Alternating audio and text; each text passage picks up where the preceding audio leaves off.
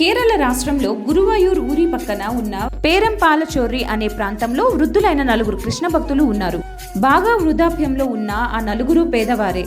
పూట గడవడానికి కూడా జరుగుబాటు లేదు. వారికి తెలిసిందల్లా వంట చేయడమే. దొరికితే తినేవారు, లేదా కృష్ణ స్మరణతోనే కడుపు మనసు నింపుకునేవారు. అదే ఊర్లో ఒక వేడుక జరుగుతుందని వంట చేయడానికి వంటవారు కావాలని వీరికి తెలిసింది. వీరికి ఒంట్లో శక్తి లేకపోయినా కృష్ణుడి మీదే భారం వేసి వంట చేయడానికి సిద్ధమై ఆ వేడుక జరిగే చోటుకెళ్లారు. ఆ వేడుక నిర్వహించే అధికారి వాళ్ళను చూసి ఆశ్చర్యపోతూ నడుము వంగిపోయి నిలబడడానికే శక్తి లేకపోయినా ఈ ముసలి వాళ్ళు వంట చేయడానికి వచ్చారా అనుకున్నాడు. ఎగతాళిగా నవ్వుతూ, ఈ వయసులో మీరు వంట చేయడానికి వచ్చారే, ఇదేదో చిన్న వేడుక అనుకున్నారేమో. 1000 గుండిగల అన్నం, కూరలు, పప్పు, చారు అన్ని రకాలు చేయాలి.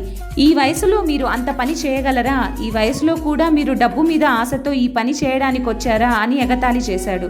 కృష్ణ భక్తులైన ఆ 4 అతని మాటలు విని బాధపడి, కృష్ణుడి దయతో ఉండగా సాధ్యం కానిదేముంటుంది, మా ప్రయత్నం మేము చేస్తాం, అంతా కృష్ణుడే చూసుకుంటాడు అని చెప్తారు.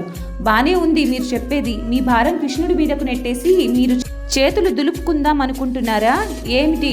మీ బదులు కృష్ణుడు వచ్చి చేస్తాడా? ఇది మీ శక్తికి మించిన పని. మీరు చేయగలరన్న నమ్మకం నాకు కుదరట్లేదు అన్నాడు. అయ్యా, ఒక్క అవకాశం ఇవ్వండి, మేము ప్రయత్నిస్తాము. ఇది వరకు ఎన్నో సంతర్పణల్లో లక్షల మందికి వంటలు చేసిన అనుభవం మాకుంది అన్నారు. సరే చూస్తాను, తేడా వచ్చిందంటే ముసలి వాళ్ళని కూడా చూడను, జాగ్రత్త అన్నాడు గురువాయూరప్ప. నీ అనుగ్రహం ఉంటే గడ్డిపోచలతో మద్దగజాలను కట్టేయొచ్చు. దేన్నైనా సాధించే శక్తి నీ నామానికి ఉచ్చరించగానే కలుగుతుంది ప్రభు. నీ మీదే భారం వేస్తాము, మమ్మల్ని కాపాడు అని అనుకుంటూ వారు ఇంటికి వెళ్ళిపోయారు. మర్నాడు ఉదయం తెల్లవారుజామున 3 గంటలకు నిద్రలేచి పక్కనే ఉన్న చెరువుకు స్నానానికి వెళ్లారు. అక్కడ వాళ్లకు అంతకుముందే పరిచయం ఉన్న నాగోరి అనే బాలుడు స్నానం చేస్తూ కనిపించాడు. వాళ్ళు ఆశ్చర్యంతో, నాగోరి, నువ్వెప్పుడొచ్చావు ఇక్కడికి అని అడిగారు. నిన్న రాత్రి మీరిక్కడకు వంట పనికొచ్చారని తెలిసింది. వృద్ధులైన మీకు సహాయం చేయడానికి వచ్చానని చెప్పాడు బాలుడు. ఆ 4కి చాలా సంతోషం కలిగింది. అందరూ స్నానాలు ముగించుకొని బయలుదేరారు. వంట పని మొదలు పెట్టారు. ఆ 4 ఏదో కొంచెం సహాయం చేస్తారనే కానీ ఆ బాలుడే వంట మొత్తాన్ని చకచకా పూర్తి చేశాడు.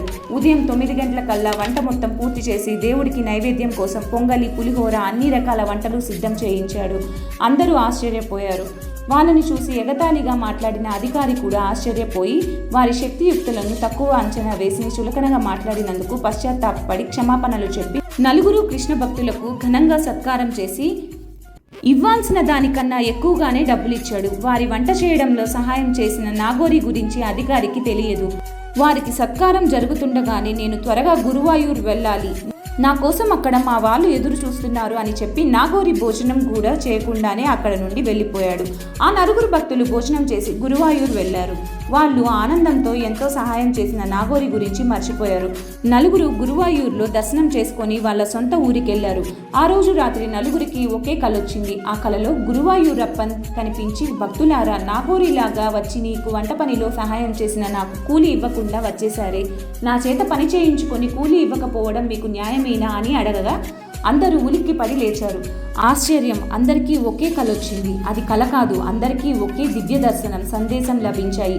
వెంటనే అందరూ ఆనంద బాష్పాలతో గురువాయూరప్పని కీర్తిస్తూ జరిగిన లీలను అందరికీ వివరిస్తూ తన్మయత్వంలో గురువాయూరు చేరి స్వామివారికి కూలిగా తమకొచ్చిన దానిలో ఒక భాగాన్ని సమర్పించారు. ఈ సంఘటన మూలంగా ఇప్పటికే 1000 గుండిగల నైవేద్యం చేసి గురువాయూరప్పనికి పూజలు చేస్తారు. ఆ సమయంలో వంట చేసే కూలీలు వారికొచ్చిన కూలి డబ్బుల్లో ఒక వంతు నేటికి స్వామివారికి సమర్పిస్తారు. ఈ కథ మీకు నచ్చినట్లయితే గురువాయూరప్పన్ అని కమెంట్ చేయండి. Thanks for watching.